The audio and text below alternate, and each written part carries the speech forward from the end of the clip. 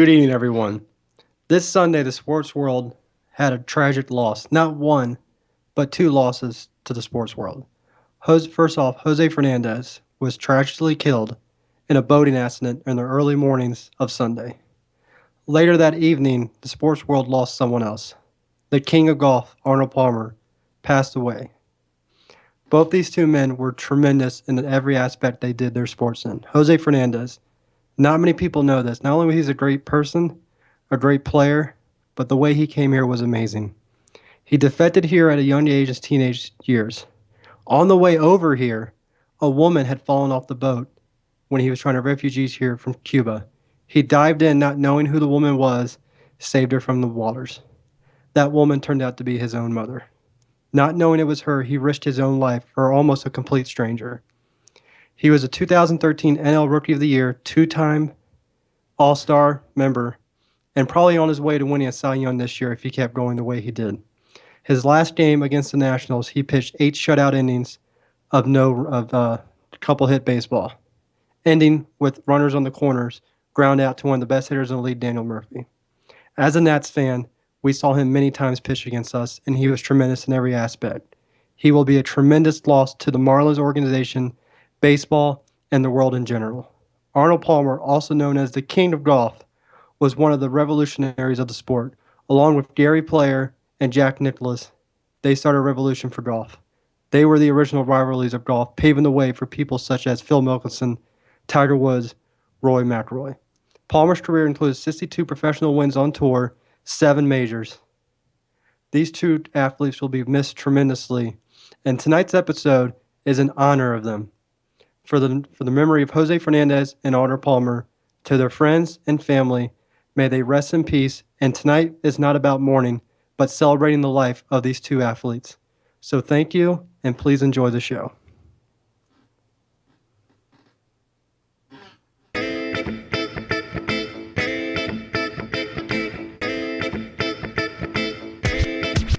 What's a podcast? I like your show.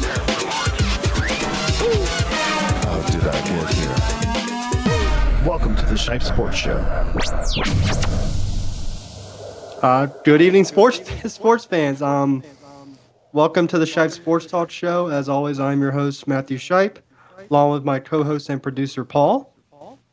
Yes, I am here. How's it going, Matt? Good, how you doing? And welcoming our new co-host, Mr. Anthony Ladicio. Anthony, welcome to the family. Thank you. It's great to be here tonight. And I want to say, before we get started, that was a great beginning to the show. It was a very tough loss, to see both of those guys, pass away on Sunday. But I think your speech there at the beginning was a very fitting, tribute to them. I thought all day on how I would say something like that, and at the end, words can't put and describe everything that happened with those two. It was a tremendous loss to the sports world, and like I said, tonight's show is in honor of them. Not joining us tonight is Chris. He had to deal with some issues outside of the show, so hopefully he'll be back next week.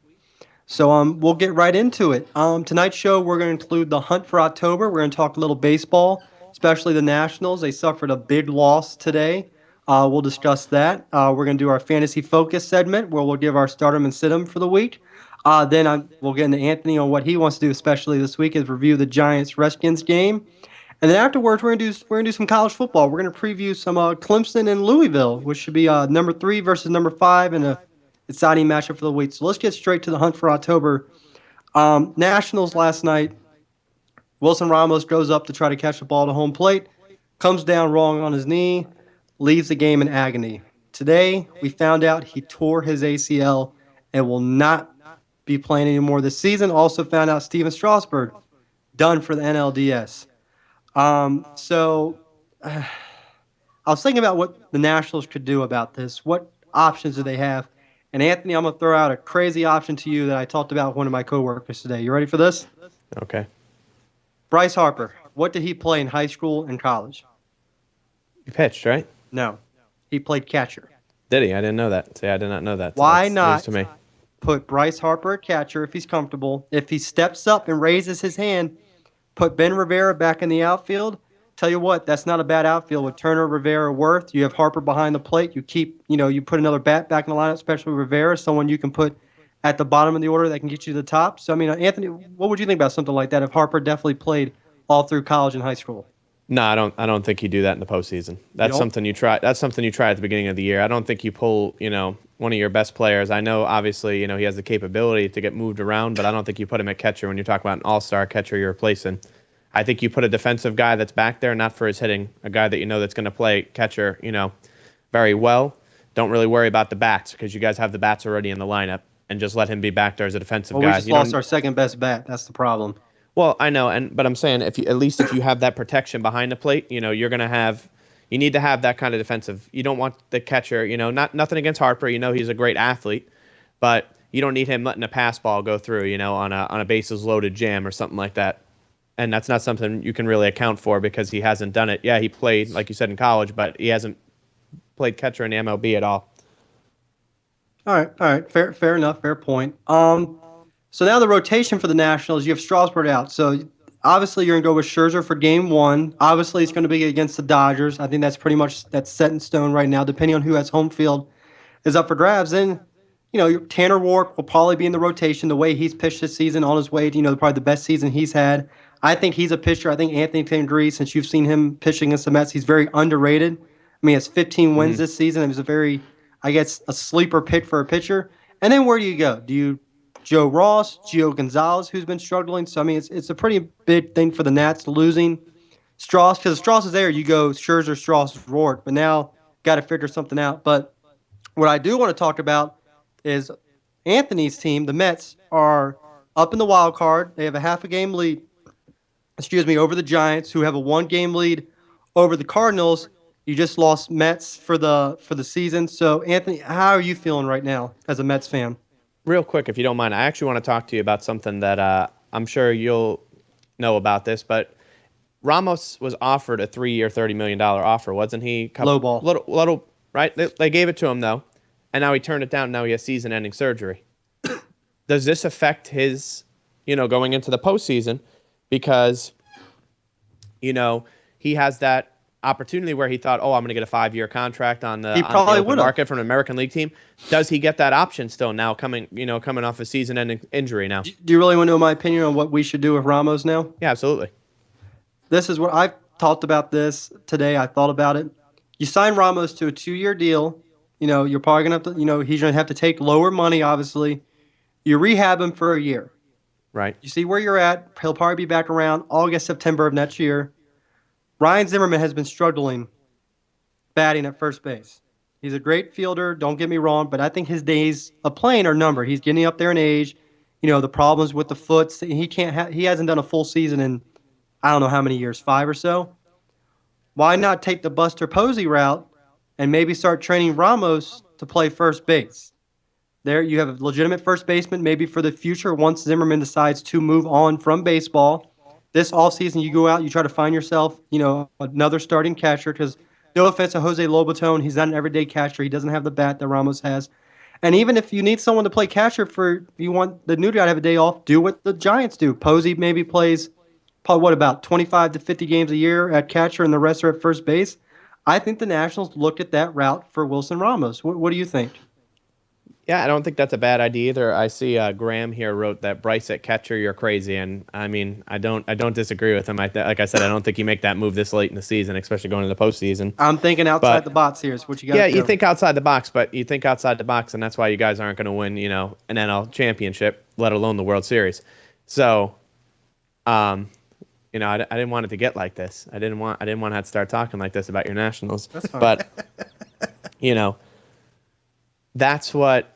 It comes down to. I think that they could go that route, and I think that they should keep Ramos somehow. Now, do you give that same offer to him, though? That same 3-year, $30 million, or do you give him an even shorter, here, let me give you a 1-year deal I think and see you what give happens? him a 2-year deal, because if you give him a 1-year deal, you're only paying for his rehab. I think you give him 2 years, and like I said, I think you try him out at first base and see how he does, because I think Zimmerman is coming towards the end of his career, and Graham played baseball all through high school and college. Graham was a hell of a player. I would like Graham, if you can give me your opinion in the Facebook chat about what do you think about moving Ramo to first base, I'd love it. But I think that's what you do. I think you prepare for Zimmerman because I think his time is done, and you've seen it as a Mets fan. Zimmerman, he used to be. I mean, he used to be a killer up there in the bats. Now he's not. I mean, you saw against the Cubs series earlier in the year. They walked the bases loaded twice, and he struck out both times. Yeah. If that was 5 years ago, could be grand slams or doubles. I mean, it's not the same player. He's coming to the end. You need to find a replacement for him, and I think Ramos could be a good replacement. I mean, if Mo Vaughn itself can play first base, anyone can move over there. It's Mr. Move on to you. Yeah. Coming here with that I like that disrespect. idea. I think the idea of possibly moving Ramos to first is great. Yeah, I think it's definitely something they can pursue, but we'll see. Let's hope the injuries are hitting them again when they're this close. So They were going the whole year without it. They were doing great, and then for your sake, I really hope that they, and at least, that's my division, since I'm a Mets fan. So let's hope that these injuries aren't as huge of an issue to them and they can bounce back because, like you said, Strasburg's a huge loss. Hopefully he could get back in time if they do win a division series to be in for the NLCS. And then, on top of that, you don't have Ramos now, which is a huge blow. Harper and Daniel Murphy are both injured. Obviously, they're expected to be back in time for the playoffs, but those are two huge bats out of the lineup right there. So that could be, a huge damper on your team's chances of making it far in the playoffs. Yep, it is. And I agree with you 100%. If you don't, that we kind of segue into the Mets with that because the injury bug's been hitting the Mets all season. And you guys are still up there. And the Mets are still around right now. I'm the first person, I'll tell you, I'm a huge Mets fan. I said, no, these guys aren't going to be sticking around. They're going to, and you could vouch for it. 2 months ago, you're like, oh, everyone's getting hurt. And I'm like, yeah, the Mets are done.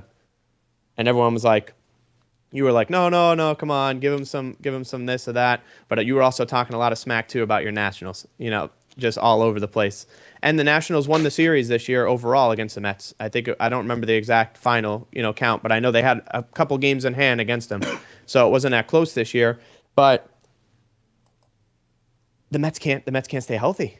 The Mets have nobody. I mean, for God's sakes, they have no one in the rotation. Their starting rotation at the opening day of the year, their five, was Bartolo Colon, Noah Syndergaard, Matt Harvey, Jacob deGrom, and Steven Matz. Zach Wheeler was projected to come back around after the All-Star break, late July, early August. That's when they figured he'd be back in the rotation at time. So at worst, I figured, okay, if something happens, we have him to fall back on. What happens? Harvey goes down. Harvey was horrible. Let's be honest. Harvey was horrible to start the year. They didn't know what his deal was. He couldn't get anything going. They end up bringing him, he ends up getting put on the DL for the season-ending surgery. So we lose Harvey. So at that point, I'm like, all right, we're going to get Wheeler. Then DeGrom and Syndergaard are both saying they're having issues, with injuries, as well as Matz. Matz is out. Matz comes back. Matz leaves again. Then we lose DeGrom. Then Syndergaard gets scratched from a start. I mean, we have guys right now like Seth Lugo, Robert Gesselman, guys that should not be in the rotation for the Mets. And the Mets are finding ways to win games. And it's not because of their offense, because I didn't even talk about the offensive woes.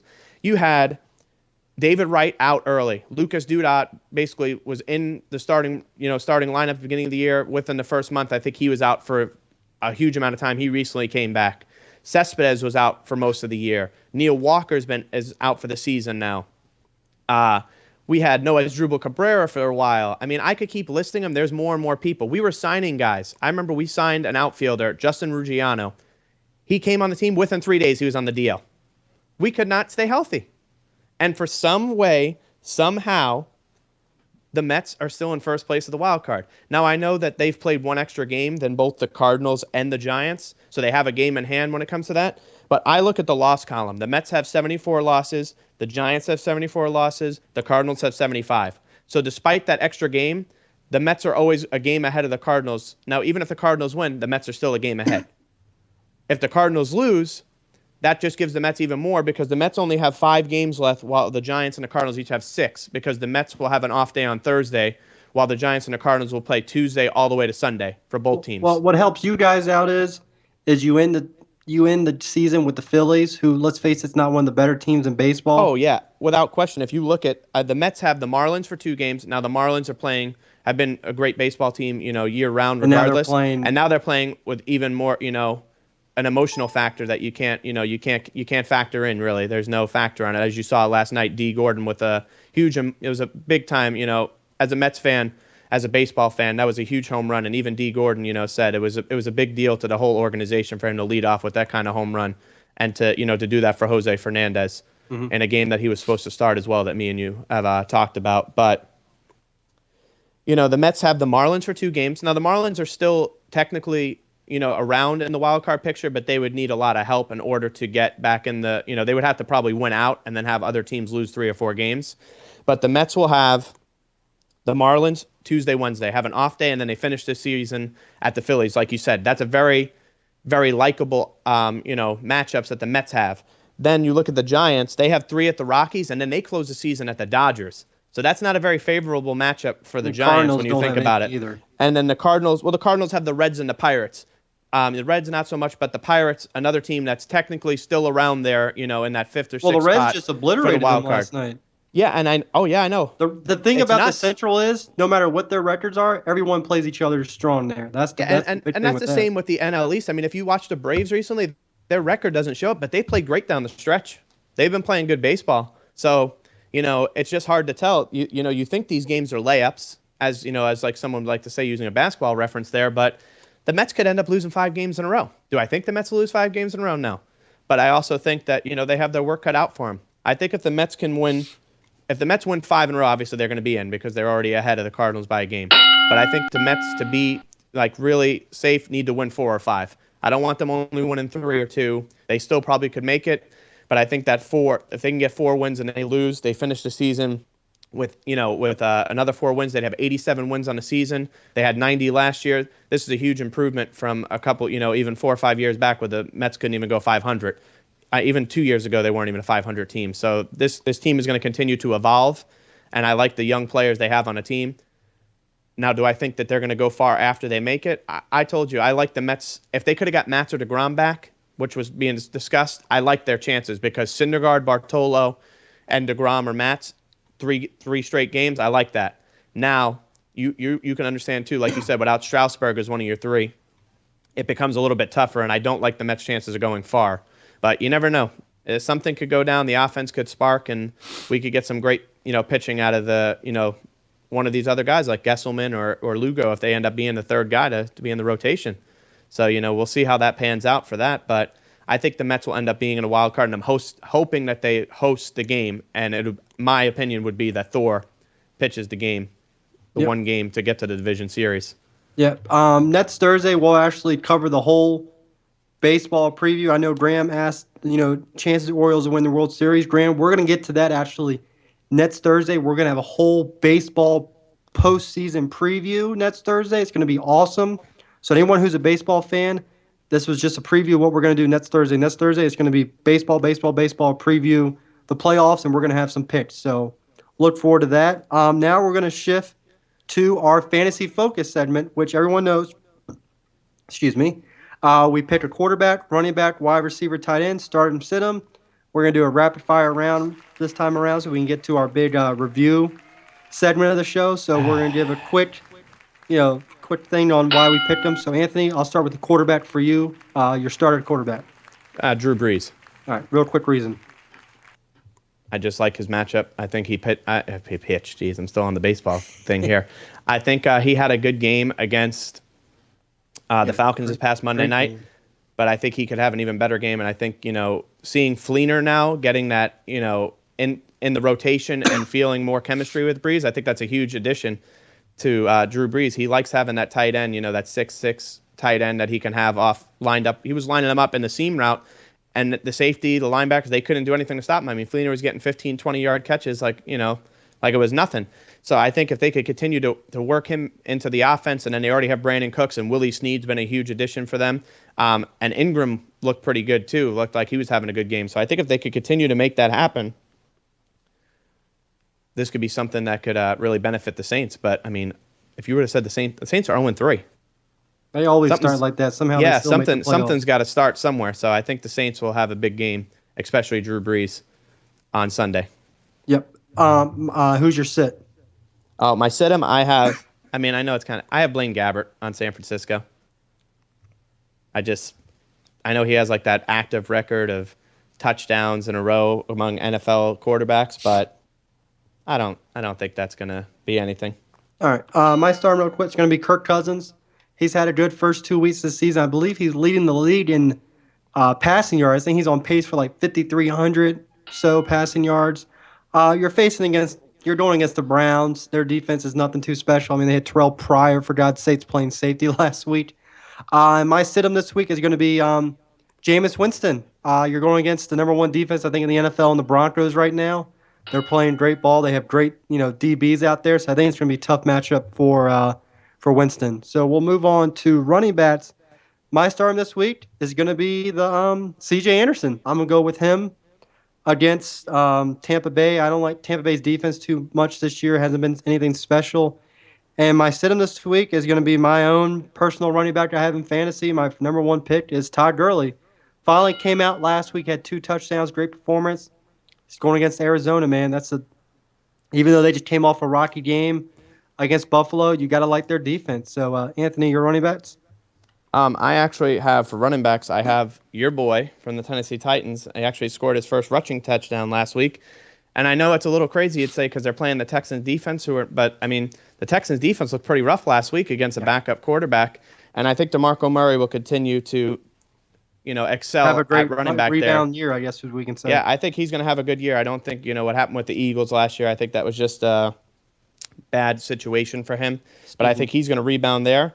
And then a guy I have to sit is Devonta Freeman, and I have it for the exact opposite reason. I think that the Panthers defense is going to be in for a big game after last week. I mean, the Vikings just were all over Cam Newton, and it really just was a one-sided game to me. I know the defense wasn't really the issue, but I think Devonta Freeman, with the continuing increase of Tevin Coleman's production on the offense, makes him a sit this week for me.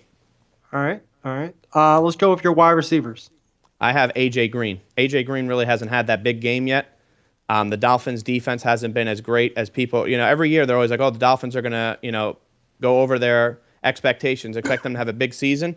I think A.J. Green's due for a big game, and I think it's going to come on Thursday Night Football against the Bengals. I'm sorry, against the Dolphins for the Bengals. And then my sit-em, Alshon Jeffrey. Brian Hoyer is not there to help. Alshon Jeffrey really hasn't had that big game yet, nor do I think it's going to happen. And I just don't think Alshon Jeffrey should be in your lineup this week. I think Hoyer still needs to see more reps with the offense before they, get anything going there, especially losing now Langford. They're going to have another they're going to have another backup in the lineup. Bell.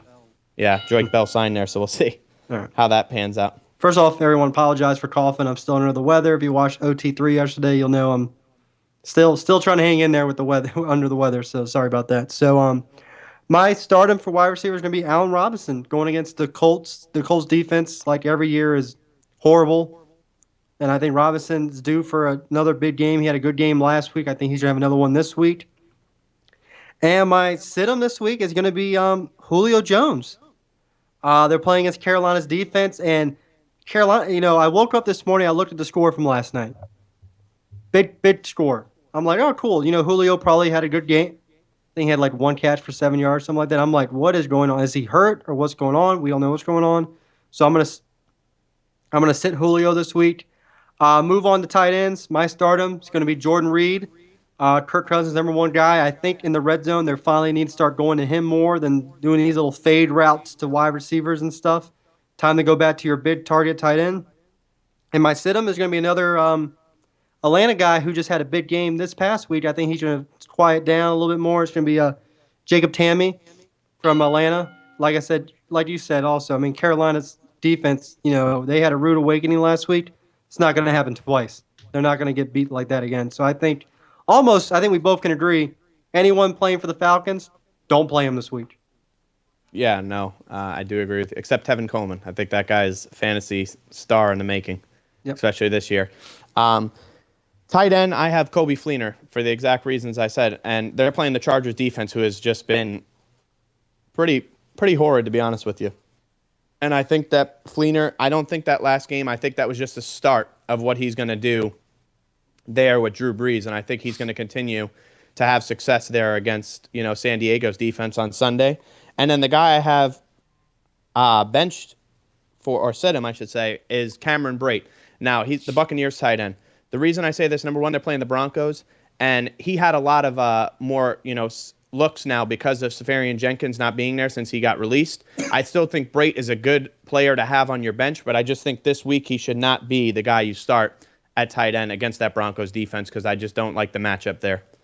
All right, Chris corrected me. Drew Brees is leading the league in passing yards, but Kirk Cousins is number 2. So I was close. I was 1 off. At least I wasn't like 5 off or something. So I was 1 You off. better get your facts right. Thank you, Chris, for fact checking. Yeah. So that's our fantasy focus for the week. We're not Adam Scheffner. We're not what's the one guy's name? Matthew Berry. So our honest opinions, and hopefully we can roll with them. On DraftKings though, I do a contest every week. Anthony, I don't know. I think you're on DraftKings, aren't you? No, FanDuel. I play if I do. Okay, well every week on DraftKings I do a $1 100-person league, top 5 wins. So payout's pretty good for 100 people. So anyone who does DraftKings, let me know. I'll send you an invite to the league. I'll have the link posted up on our Facebook page. Fair enough. So now we get to the main event of this evening, which is going to be the review of Redskins versus Giants, or as everyone's calling it, Odell versus the kicking net. Matt, don't even start with that this early. We didn't even start talking about it. You're already going to get me bothered about it. All right, so Redskins come out on top this game, 29-27. A lot of back and forth action throughout the game. Giants started off really strong. I'm sure Anthony can agree with that. They were up 14-6 after the first quarter. Redskins, once again, looked like their offense was just going to do nothing but field goals. And then Redskins got going. Giants defense somehow went to sleep after, they shut out Drew Brees, the week before, kept him, almost off the scoreboard. And then something just happened to their defense. So, Anthony, I'm going to let you take it away first. What happened with the Giants this week? You want to start with the good or the bad? Let's go with the good. Well, I think the good we all can agree is Sterling Shepard. The good. The receivers. Let's start with the good because this is going to play into my point as I get further on. Odell Beckham Jr., Victor Cruz, Sterling Shepard all played good games to me. All of them got the ball spread around to them well. There was no issue there. Vereen, even in the beginning of the game, was carrying the ball well for the Giants. I think he had a good game. He had a touchdown. So overall, didn't have an issue with the way the game started. Now, I will tell you this, to put this to rest, with the Beckham-Norman, who got the better of the two. Odell Beckham lined up 53 of 61 offensive snaps against Norman, and he went 6 for 107 yards on 9 targets. Odell in the game for a total went 7 for 121. So only one of his receptions came against someone other than Norman. But if you look at those numbers, 53 of 61, and on 9 targets, Odell had 6 for 101, 107. You got to think that he had the better game. Odell over Norman. Not taken away from Norman because Norman was playing one-on-one coverage most of the time. Odell had a lot of, 5-yard, in the fourth quarter especially, there was a drive where he had 2 straight back-to-back catches, which were huge.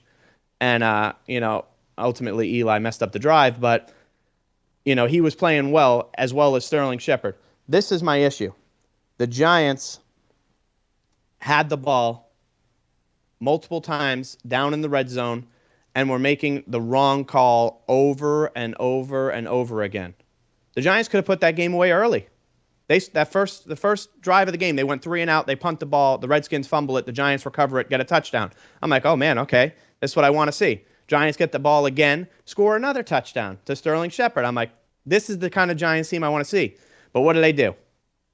They start to go into neutral, not play as they're playing more conservative. They're not going, 100 miles per hour. They end up messing up what they had going on. So the Giants mess up the whole entire game plan, anything they had going for them. And to be honest with you, look at Kirk Cousins' numbers the past few weeks. It was a completely different quarterback. But if you look at the numbers on yards, total yards, the Giants had 457. The Redskins had 403. On passing, the Giants had 357. I think it's 337 to 313. Then on rushing, they were out rushing them by another 30. So they had more yards per, rushing, per passing. Overall, the Giants had more yards. But where they really lost the game was time of possession. The Redskins had 33 minutes and 26 seconds to 26:34. And on top of that, what did I tell you was the key to the Giants losing the game last week? What did I say they could not do? Turnover? And they turned the ball over 3 times. Well, Chris in the Facebook chat said Eli had an Eli moment. It's not even that Eli had an Eli moment. I thought Kirk Cousins threw a Giants uniform on because he's the one throwing those picks late in the game. I mean, I don't know what he was thinking. You have 3 star receivers in Sterling Shepard, who I think will be the rookie of the year, and I'll call that now.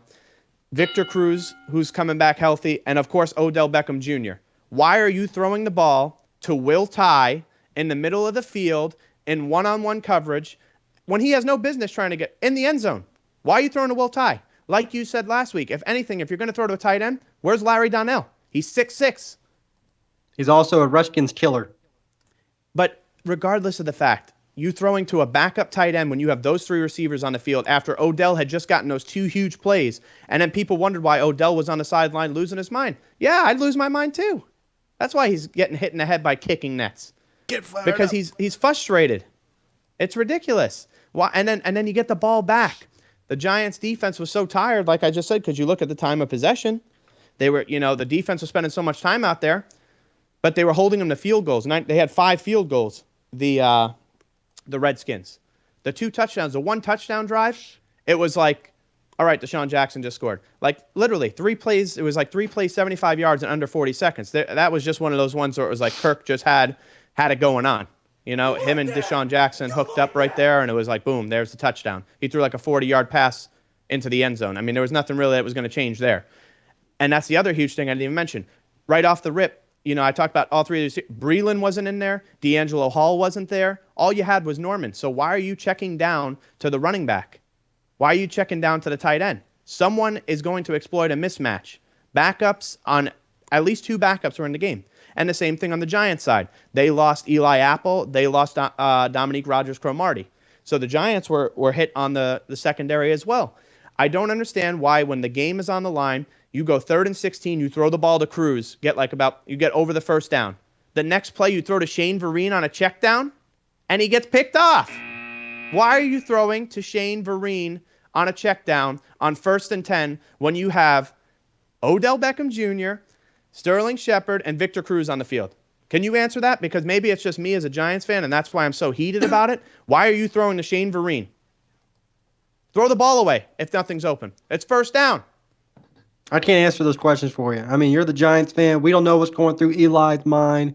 We don't know what's going through Nothing. the offensive coordinator's mind. And he just throws his hands up like, oh, what did I do? He you always threw the ball does into that. the other team's hands. He always What do you throws mean, his what did you hands do? up. He does a mistake. If you look at it, secondary. Tate did the same thing. It must be a Manning thing. The secondary was depleted.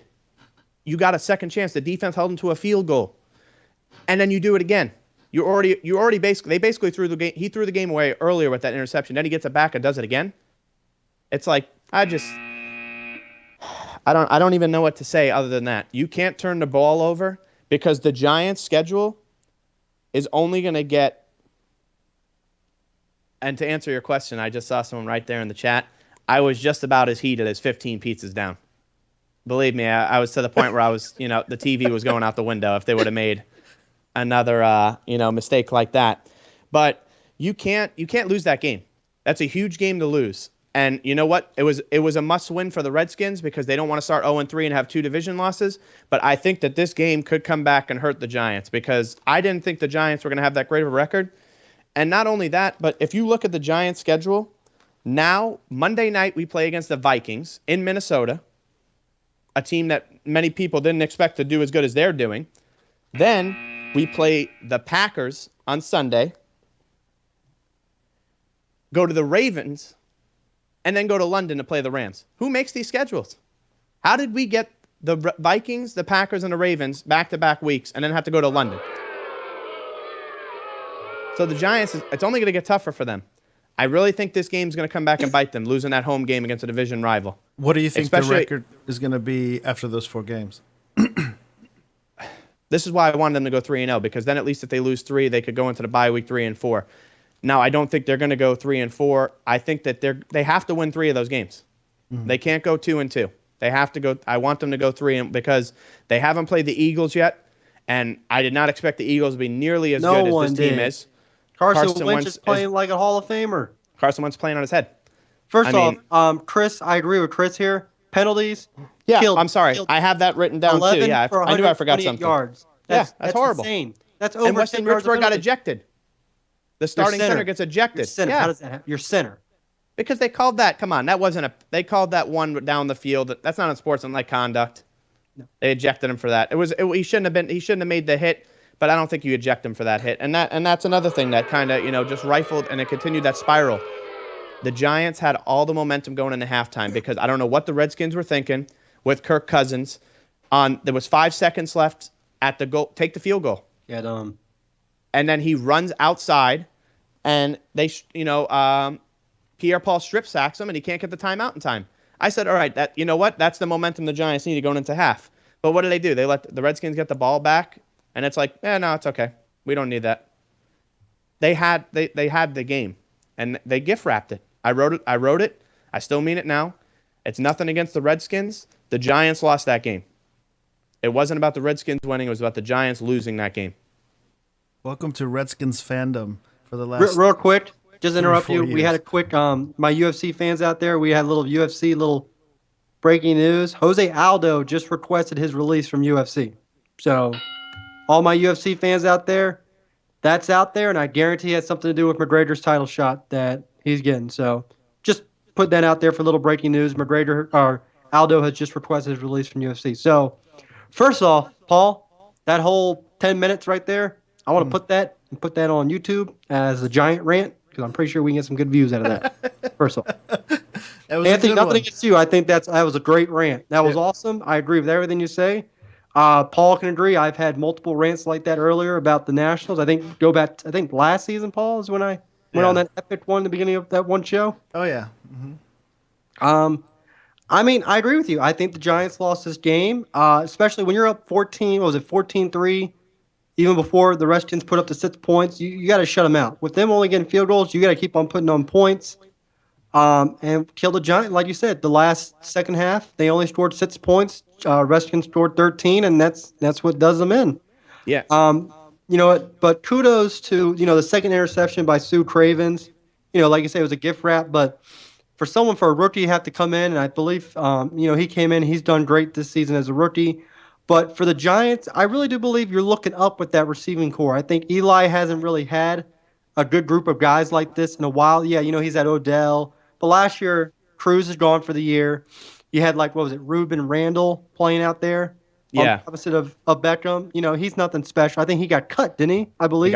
He got cut. Well, he was a free agent, and then he got cut by the Eagles in the offseason when he signed with there. I think you guys are looking up. The problem with the Giants, and you agree, and I've said this for the past couple of years, is, Shaverine, Orleans, they each had over 50 yards and a touchdown.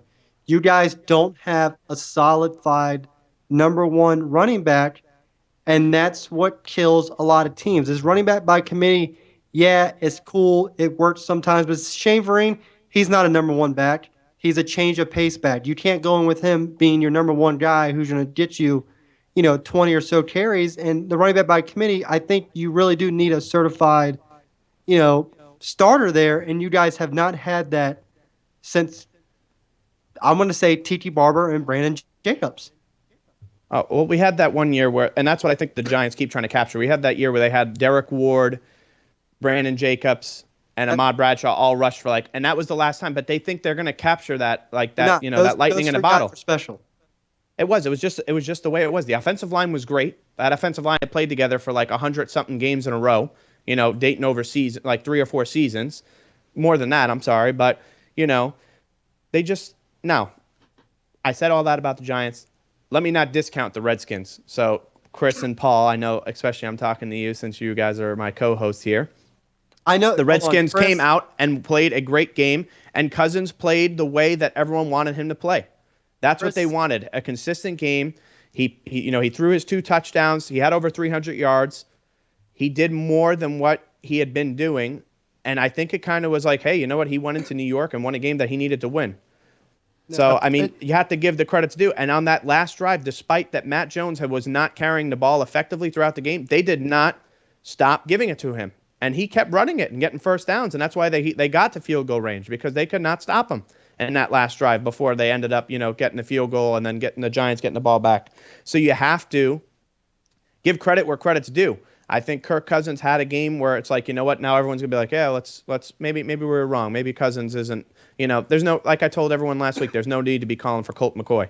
Kirk First Cousins is off, gonna be just fine. can we go with Tress Waits had a 4th down throw for 31 yards?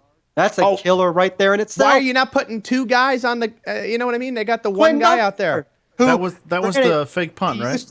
He used to be a wide receiver, so I mean you can explain to him catching the ball, but you shouldn't let a fake play go 31 yards. That's ridiculous. No, why do you have 2 guys? The ball is getting kicked inside the 10. If he does decide to punt it, why are you playing one guy on the outside? You need to have 2 guys out there to protect, so this guy can try and, if he has to pick it up to run it back, so he has people blocking for him. What are you doing? And then that was like, it was a gimme. He's throwing a one-on-one coverage on the outside. I don't. There was a lot of things wrong. The Giants just need to rebuild. I'm not saying, oh, they're done for the season. Nothing like that. I just think the Giants have their work cut out for them, especially Monday night in Minnesota, and then they go to Green Bay on Sunday. Those are 2 huge games. We're undefeated right now, surprisingly. And that's what I'm saying. And then the following week, the Ravens. Then you got to go to London. That's the thing. It's not like it's in Los Angeles. You're going to London. That's a game that's rough to go to any. That's hard for teams to acclimate to. This game really, I think, was going to dictate the season and which way people go. The Redskins, they beat you guys. They have Cleveland. They're going to be 2-2 probably after this week. You guys, Vikings, could be 2-2 as well. So not only does the Redskins benefit from this win, you know what other team does? The Eagles, because right now they're sitting at the top by themselves. Who surprisingly, who knows if they're going to fade or keep going towards the end of the season? 3-0. We'll see what happens with that. If Wentz comes back down to reality as a rookie, but this game had a lot of implications on where the season is going to go for these 2 teams. And right now, the Giants just made a huge reverse, and the Redskins made a reverse. One's going down, and one's made a reverse back upward. Yeah, and don't forget, about the Cowboys. The Cowboys are 2-1 now too. Yeah, that helped them a lot having the Giants lose because their one loss against the Giants. So now the Giants that are having this 2-0 in the division are 1-1 now. So that's just as big of a win as it is for the Redskins as it is for the Cowboys because they still don't have Romo back. The Giants are going to play the Cowboys again with Romo there. So that's a huge, huge game. This is why I wanted the Giants to win this game because it gives them that extra game in hand. Now it's like, all right, you know what? You gotta sweep every year. If you want to be effective in your division, you have to sweep one of the 3 teams guaranteed, and then you could do no less than split. So now they got to beat the Cowboys. Exactly. Now they got to win against the Redskins, and they got to beat the Cowboys again because I don't know if the way Carson Wentz is playing and the Eagles are playing, even their defense. I mean, this is the same team in Week 1, the Steelers, that handedly, it wasn't very close between them and the Redskins, and they lost 34-3 to the Eagles. It wasn't that game was. It just looked horrible. They couldn't do anything, and Carson Wentz is now set the record for most completions or attempts without an interception. So huge. You know what? If I'm wrong about something, I'll say it. They're 3-0. I thought the Eagles at best would be 4-12. We all picked them to finish last. I told someone at work today. I said, you know what? Which game do you want to win? And then you got to win the next 12. I don't like being made out to be not knowing what I'm talking about. They were going to. Everyone on the show picked the Eagles to finish in last. We picked the Eagles in last and the Cowboys in third. And right now that's first and second. I mean, the Giants are still technically second because they're tied and they have the tiebreaker over the Cowboys. But the Cowboys are 2-1. And I had the Redskins winning the division, from what I thought, and the Giants making the wild card. But now the Redskins are in last by themselves. If you would have told me this is how it would be, I know it's still early, 3 games. And, I could think back to teams starting 0-2. And that's why I think that 0-3 for the Redskins could have been, a huge issue. But I'm glad that they, stepped it up for, Paul and Chris. I know they were really wanted to see that out of them. And you know what? The Redskins won the game. I could say whatever I want. But that's the way it comes down to. You know what sucks about? Sorry, Paul. Go ahead. It's all right, man. I was just gonna say that it was definitely surprising for us. I wasn't expecting that. There's a lot of things that went the Redskins' way that could have easily not have happened. So, but yeah, they played. I was happy. I was surprised actually. I didn't get to see the game.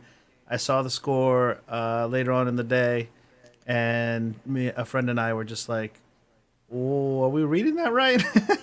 Is that actually the correct score? So, yeah. Yeah, and that's what I'm saying. I don't want to, before we move on, I don't want it to make it sound like the Redskins are a bad team. I just think the Giants lost that game. The Redskins won. The Redskins get the win. I could say whatever I want. A W is a W at the end of the day. The Redskins are 1-2 now. The Giants are 2-1. That's what it's going to say. 29-27 Redskins. So that's just the way it is. It's just me as a Giants fan. I did not like that performance in that game at all. I thought the defense again was not the issue. I think the offense, but like you said, Matt, the 3 receivers they have on that team are stars. They need to find a way to make it happen. Yep. All right. Well, my rant is the Titans had a chance to freaking win the game, and that stupid personal foul penalty screwed us. So Oh, that foul was horrible. That was a horrible call.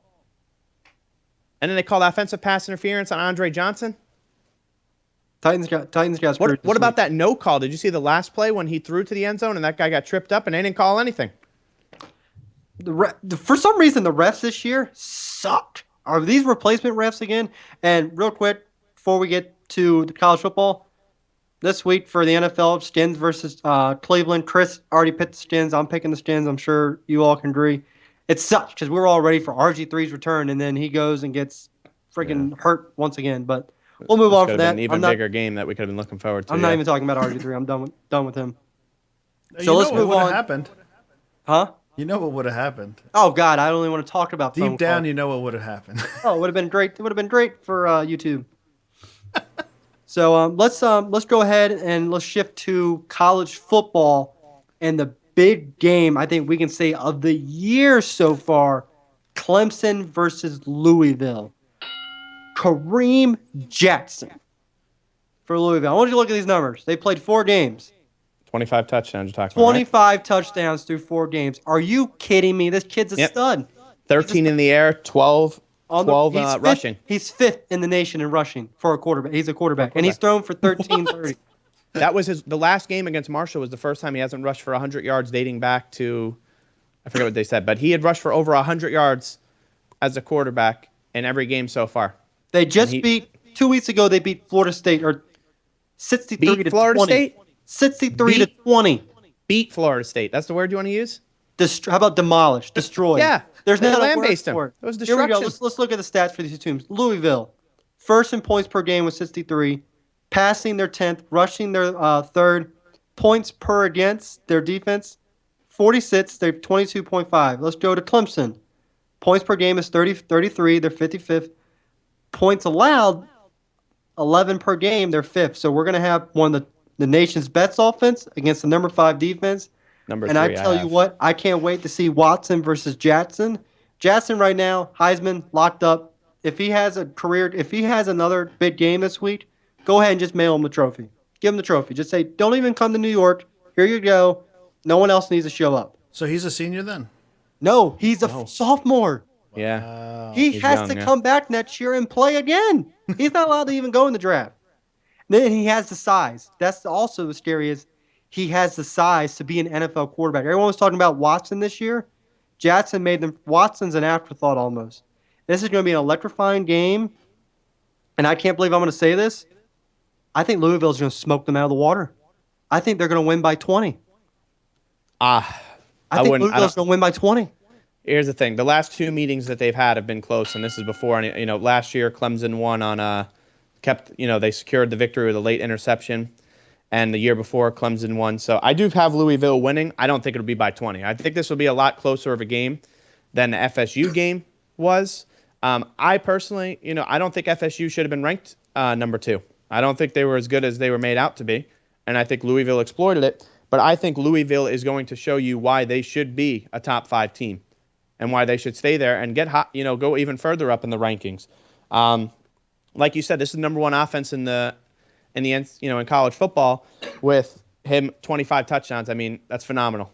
It's phenomenal. Well, also this week for people, you're going to have number 8 versus number 4 in Wisconsin versus Michigan, but Wisconsin's coming off another big win though too over Michigan State. Yeah, but this is the marquee game this year so far. I mean, everyone thought Oklahoma, but look at Oklahoma and Houston. Everyone thought that was going to be a good game. Houston's a team to watch. Huh? Houston's a team to watch. You know what I want to see? Houston versus Louisville in the college playoffs. You know what I want to see even more? Houston, Louisville in the finals for the college football playoffs. You want to know why? All those stupid people on the committee and the BCS people are going to lose their minds because there's no way Houston or Louisville would ever get a chance in the BCS. No way. You want to know It would be why? great. Because SEC was all over that. I'm okay with it. I'd love to see the matchup. I think Louisville is going to win the game. I think Louisville will show why they are going to be a dominant team throughout this whole entire season, and Jackson is going to prove why he is the front runner and should continue to be the front runner for the Heisman. I mean, this guy might have 30 touchdowns by the end of the game. This guy may have 50 total by the end of the year. Probably more. It's unbelievable. Probably more. It's unbelievable. He's on pace to do Because that. you look at easy. You know what? I just looked at the schedule. I didn't realize this happens.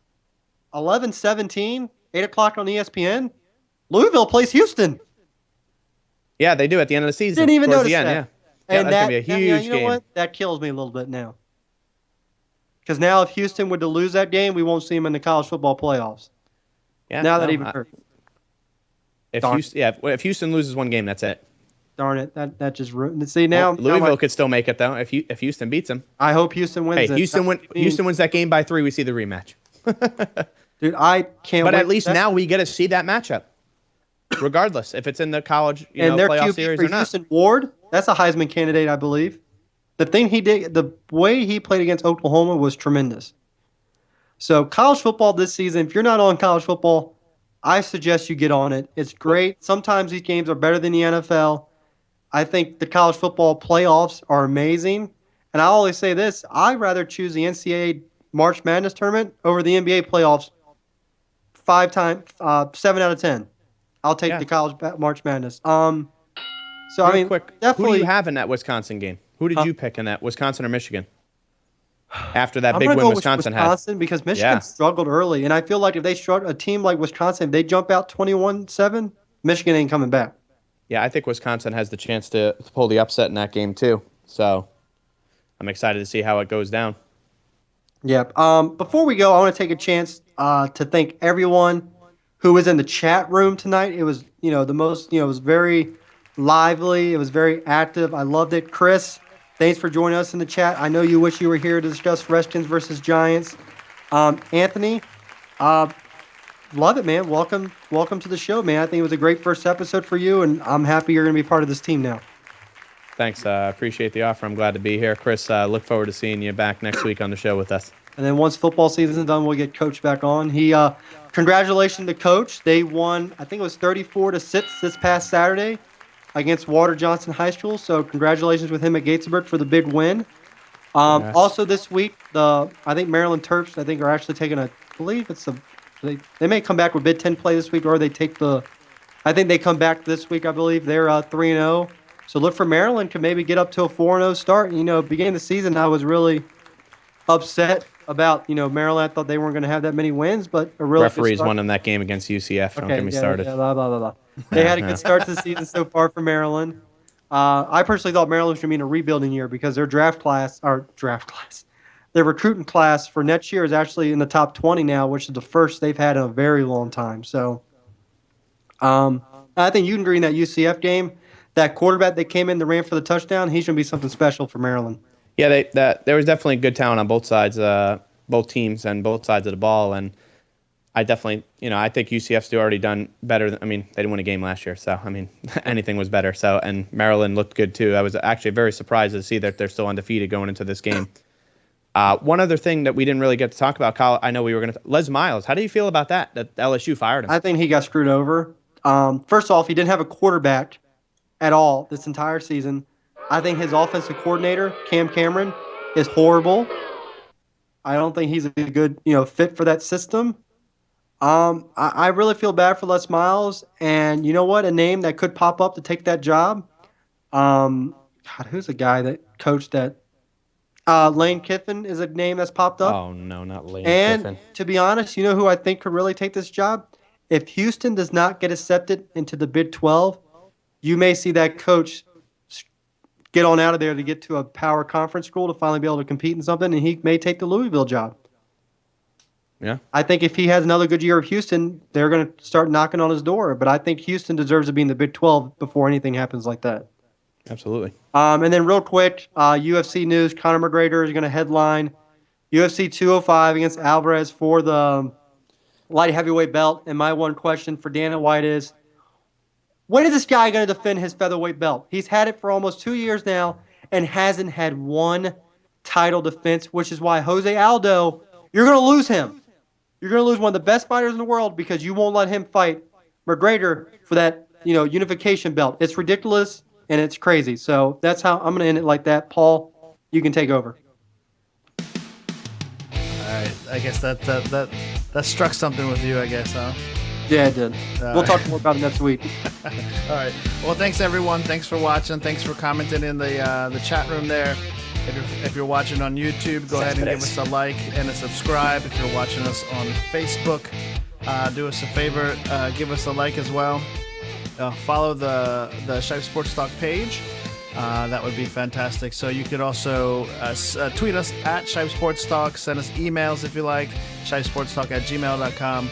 And of course on YouTube it's /Shipe Sports Talk as well. So thanks again to everybody for on the in the chat rooms. That was awesome. Chris, we missed you, bud. We'll see you next week for sure. All right. So once again, everyone, thank you for joining me. Anthony, great first episode. Can't wait to keep these debates up with you. I'm going to start calling you Little Bayless over there. Don't start with that. Paul, find some way to get those clips together, that giant rant. Let's put that on YouTube and see if we can get some views for him with that. Yeah, that would be fun. I also want to say thank you for the opportunity and letting me be on the show. And to everyone, like they said in the chat room, I appreciate you, talking to us throughout the show, and we hope that you tune in again next week. And thank you very much. And once again, our thoughts and prayers are out to the families of Jose Fernandez and Arnold Palmer. If you missed the beginning of the show, I had a little introduction speech, so please go back and check that out. It came from the heart. I think Anthony can agree. It was probably, right out of my heart. Tried to write it down all day, and I just couldn't think of what to say till that happened. So prayers out to them. This show was dedicated, into the memories and life of them. And like I said, it's not a time of mourning. It's a time to rejoice because that's what they would have wanted.